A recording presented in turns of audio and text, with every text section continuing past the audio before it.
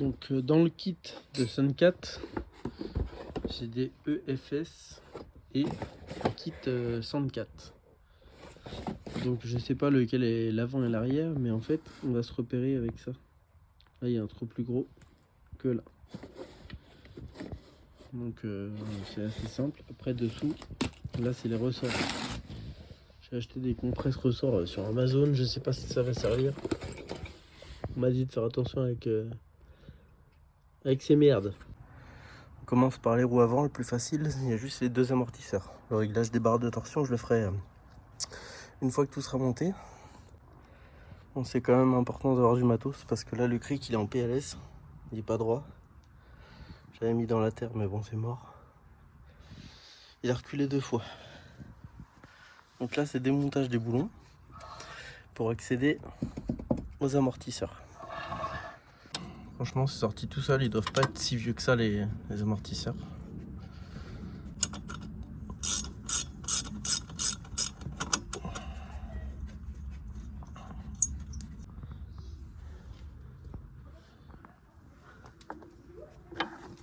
Après c'est tout ce qu'il y a. Il va falloir le comprimer après.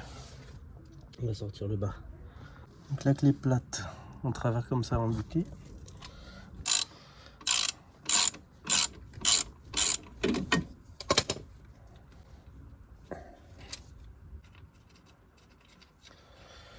Ok, il va falloir le taper là. Eh oui. Voilà. Il n'y a pas de rondelle de ce côté.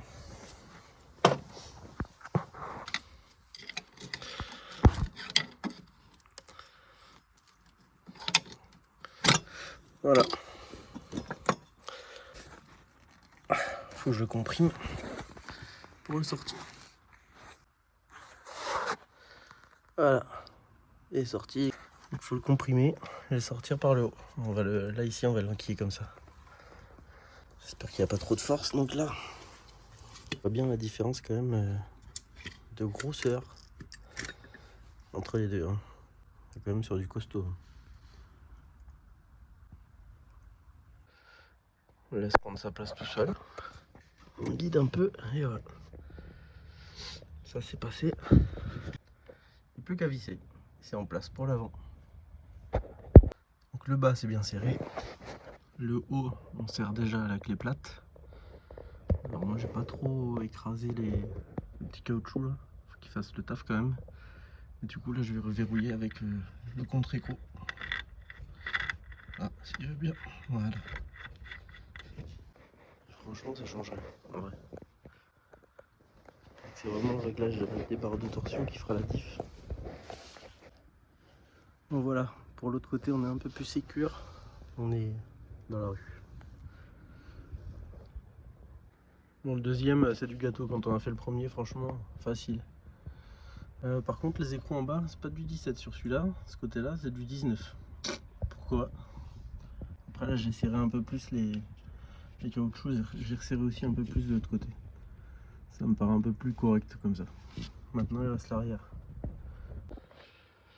Bon, me voilà de retour pour l'arrière. J'ai pas filmé avant. J'ai réussi à sortir le vieux ressort avec un compresse ressort de chez Amazon. Du coup l'astuce c'est d'enlever la roue. Petit 1. Et en fait il y en a qui enlèvent cette barre là. Franchement moi j'ai pas réussi. Donc du coup j'ai réussi à tricher avec un cric. Donc on dessert l'ancien amortisseur ici. Et bon il sort tout seul. Là il reste des petits caoutchoucs d'ailleurs.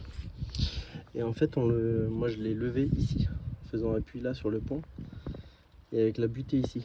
En fait ça permet de le sortir. Et du coup l'autre compresse ressort. Et là je le desserre tout doucement pour le mettre en place.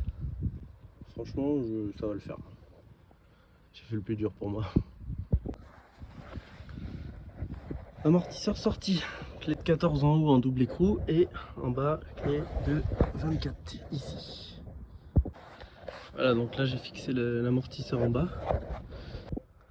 Donc là j'ai enlevé le cric. Le ressort est en place. Donc il y a une butée là, un repère ici et un repère en haut là. On est quasi dessus, franchement ça tombe à 2 cm là-haut. Je pense qu'après c'est quand il va se comprimer il va être embuté. Là l'amortisseur on voit à peine la tête. Donc du coup maintenant je vais mettre le cric en dessous, là, ici, là, et je vais le lever pour pouvoir fixer l'amortisseur. Voilà, donc là c'est fourni avec un boulon tout neuf en 17 cette fois, avec un filetage anti-desserrement, donc il n'y a pas de contre-écrou. Là du coup, l'amortisseur est en place. Il n'y a plus qu'à remonter la roue, enlever le cric en dessous bien sûr, remonter la roue. Pour le deuxième côté que j'ai fini, là je vais mesurer juste l'arrière parce que l'avant il faut régler les barres de torsion. Il y a une grosse différence. Ce soir je vais essayer de régler les barres de torsion, enfin d'un côté. Allez, pour le fun il est sur le plat, enfin sur le béton. On y cote avec les roues droites. Donc là on est à 84,5 à l'axe. Et là nous sommes toujours à 94. Même un peu moins. 93,5 allez. Voilà, donc la mise en place du cric chandelle. Donc là on est à moitié dans la terre mais ça tient bien franchement. Et là la roue elle touche plus le sol. Donc là on va enlever le cache-poussière ici et faire un repère. Et après il faudra desserrer la vis qui est juste ici en faisant contre-écrou avec les vis du dessus. Voilà, donc là j'ai fait un repère. Donc on enlève le petit capuchon, cache-poussière. J'ai fait un repère ici. Et maintenant il n'y a plus qu'à se lancer. Sachant que la vis là-haut est complètement tordue. J'avais pas vu ça.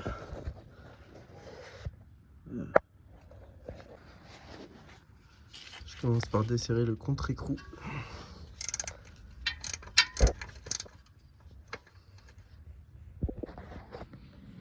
Maintenant que le contre-écrou est enlevé, on dévisse.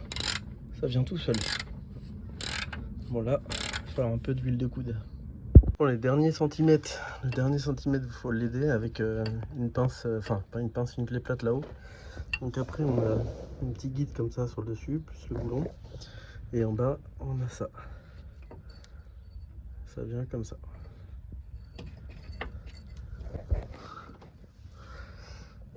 Voilà, donc ça c'est l'angle qu'il a. Nous on va le pencher vers l'extérieur. Honnêtement je sais pas si j'ai de la chance, mais ça sort tout seul quoi. Hop, les repères que j'ai fait, on voit qu'ils servent à rien. C'est pas ici qu'il faut les faire. C'est pas grave, on va se repérer avec l'angle qu'on a donné derrière du coup. Là il y a déjà plus d'angle, donc ça doit être un cran au-dessus. Je pense qu'on est pas mal. Je vais essayer de le recaler comme d'origine. Je vais essayer de faire un repère quand même. Voilà, là je l'ai remis. On était à peu près comme ça. Au final j'avais mis qu'un tour. Ça tourne déjà beaucoup. Donc je vais essayer de refaire un repère et le tourner que d'un cran déjà. Voilà, un cran. Du coup là on est comme ça. Je vais le resserrer. Et je vais déjà voir ce que ça donne. Un petit cric bouteille pour lever la patte. Sinon ça marche pas à la main. Et voilà, place au serrage. C'est du costaud quand même. À serrer. Voilà, je le laisse là. Je remets pas le contre-écrou. Au cas où vraiment faut régler encore. Lève le chandelle. Alors j'ai 88. J'ai sauté sur le pare-choc. Hein. J'ai 88. Et ici là. Je suis entre les deux butées là. Là et là. Je pense que je vais tordre la barre encore d'un cran. Voilà donc les deux crans. Et là on est un peu plus penché, mais c'est pas non plus flagrant. Hein. Je sais pas s'il y a une réelle différence en vrai. Bon là c'est pas la même pour serrer ça. Hein. Donc, je laisse la vis comme ça. Je vais le redescendre.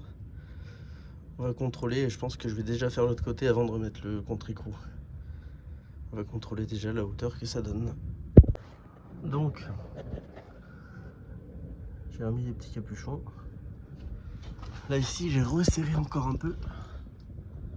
On arrive à ici. On est quand même bien enfoncé.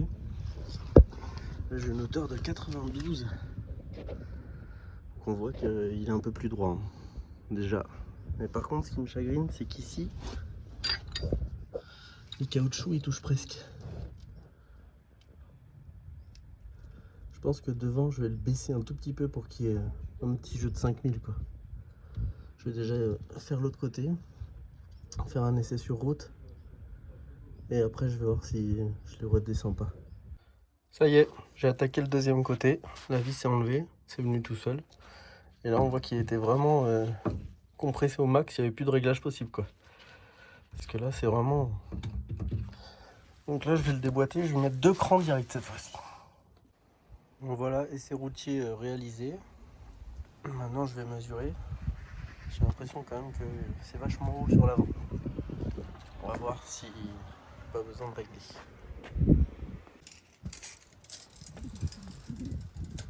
Alors, avant gauche, 91 au centre. Arrière gauche, 92, 92 presque et demi.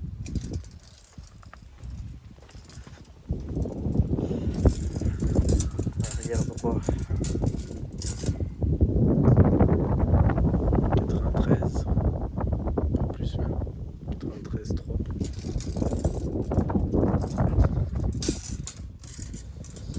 Et avant droit, 94. Ah oui, on va essayer de peaufiner ça. Ce côté-là, on est pas mal en vrai.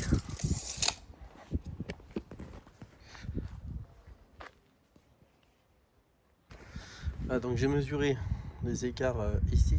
Il n'y a que l'avant gauche qui demande à remonter de 5000. Je vais resserrer un peu les barres de torsion. Et au niveau du triangle, on touche. Donc là, va falloir mettre des cales au niveau des rotules supérieures. Sinon, ça va pas être confort. Avant de régler pour pas être embuté ou acheter les cales, je pense que je vais d'abord mettre les grosses roues pour voir si ça remonte pas un peu. Parce que c'est vrai que le cardan là au final il est un peu tordu quand même. Je vais voir avec les grosses roues si ça le réaligne pas un peu plus.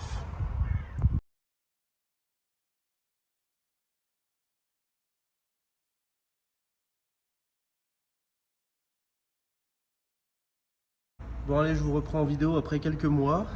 Du coup là je me suis mis à l'abri et au sec pour renlever un cran sur mes barres de torsion parce que les 2 crans honnêtement c'est un bout de bois et il y a les caoutchoucs qui sont embutés sur les triangles supérieurs, donc c'est vraiment pas confortable.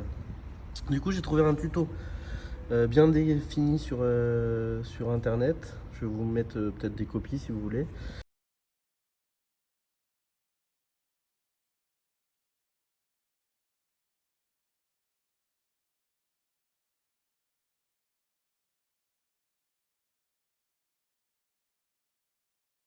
Du coup j'ai redémonté les barres de torsion, donc je vais commencer par le côté droit. Alors dans la procédure ils disent de démonter le petit cache qui est ici là, celui-là, mais honnêtement il n'y a pas besoin. Et en fait là j'ai aussi commandé des petits cache poussières pour les barres de torsion. Donc les repères d'origine ils sont là, c'est le trait blanc.